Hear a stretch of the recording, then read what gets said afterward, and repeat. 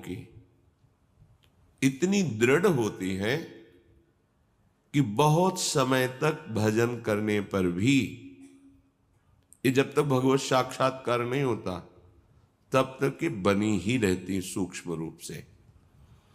अगर इनको अवसर मिल जाए तो ये पूरा वृक्ष रूप हो जाएंगे। अंकुरण वृक्ष रूप बनना देर नहीं लगता इसमें। बहुत बार प्रयास करने पर वो वासना अपने द्वारा नष्ट नहीं की जा सकती, ये देखा है। उसके लिए गुरुदेव के चरणों में, आराध्य देव के चरणों में मन से बार बार त्राहिमाम बोलकर रोना पड़ता है। ये अंदर की बात कह रहे, आगे चल के देख लेना। आर्त भाव से रोना पड़ता है, प्रभु हार गया, क्या करूं, कैसे करूं। चाह नहीं है पर वासना है।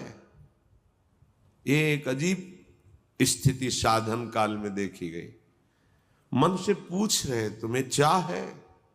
नहीं, पर अंदर वासना है। बड़ी अशांति का अनुभव होता। कैसे दूर होगी, क्या किया जाए। जो करना चाहिए वो तो करके हार गया, फिर भी वो जब हार गया तब पूरी दृष्टि प्रभु के चरणारविंद की तरफ गई। पर धैर्य पूर्वक, ये अनुभव की बात कहते हैं, बहुत काल तक तुम्हारा विश्वास, तुम्हारी श्रद्धा, तुम्हारा धैर्य टूटना नहीं चाहिए। कि हमने सैकड़ों बार प्रार्थना की, इतने वर्ष से मैं जल रहा हूं लेकिन मुझे शांति नहीं हुई, मेरा विकार नष्ट नहीं हुआ। धैर्य, ये शब्द याद कर लो। धैर्यवान रहना, विचलित मत होना, परिणाम में बिल्कुल निर्विकार हो जाओगे। पर वो कितना समय लगेगा ये प्रभु जाने। वो एक सेकंड में भी हटा सकते हैं। और अभिमान यदि गलित नहीं हुआ है तो कुछ समय भी लग सकता है, जलना पड़ेगा, अभिमान गलित होगा। जब आर्त भाव से पुकारोगे तब निर्विकारता की स्थिति प्रभु दे देते हैं। फिर विकारी भोगों के बीच में रहने पर भी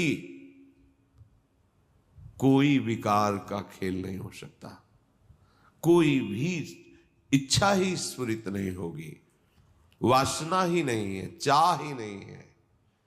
ये बहुत धैर्य से सुनो ना, ये उपासकों के लिए कह रहा हूं।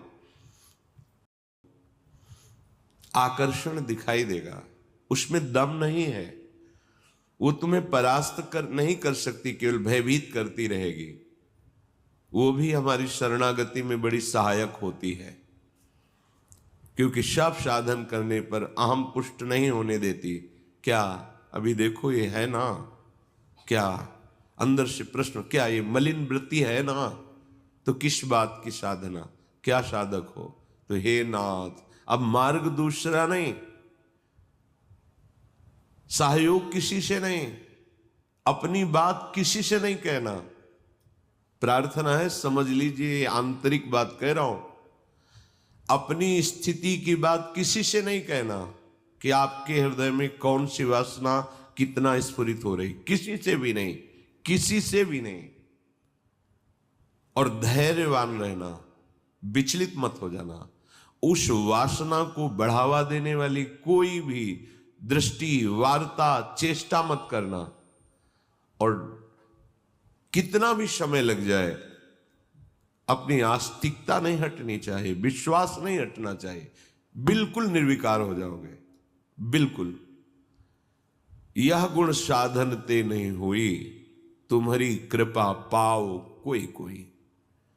वो